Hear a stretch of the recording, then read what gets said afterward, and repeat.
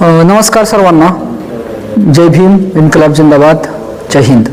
मी विक्रांत शंके, cockroach जनता party महाराष्ट्राच्या राज्य समन्वय समितीवर मी आहे. राज्य समन्वयक म्हणून काम पाहतोय.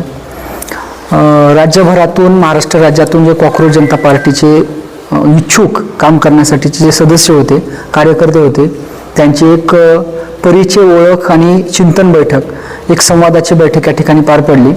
आणि या बैठकीमध्ये साधक बाधक अशी संघटनवाढीच्या संदर्भामध्ये सुद्धा चर्चा झालेली आहे.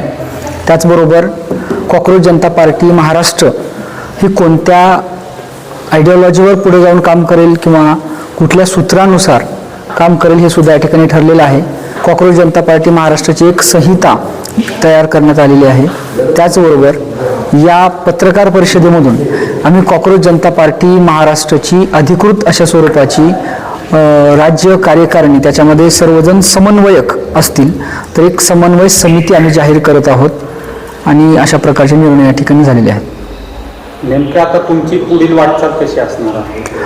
आमची पुढील वाटचाल, आता आम्ही जी दशसूत्री जाहीर केलेली आहे त्या दशसूत्रीमध्ये आम्ही माणूस प्रथम मानलेला आहे, संविधानाचा सन्मान, शेतकरी, कामगार, विद्यार्थी, सामान्य युवक हे केंद्रस्थानी, द्वेषपूर्ण राजकारणाला विरोध, पारदर्शकता आणि प्रामाणिकपणा अशा प्रकारची संवैधानिक आणि मानवी मूल्यव्यवस्था आम्ही स्वीकारलेली आहे संहिता म्हणून. तर या मार्गानं पक्ष चालेल अशा प्रकारचं या ठिकाणी ठरलेलं आहे.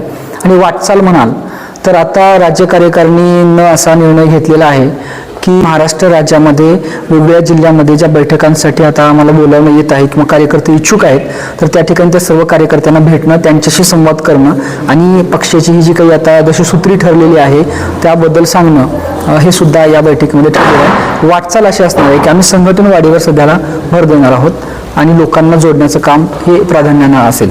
प्राधान्य हेच असेल की आम्ही लोकांना जोडू.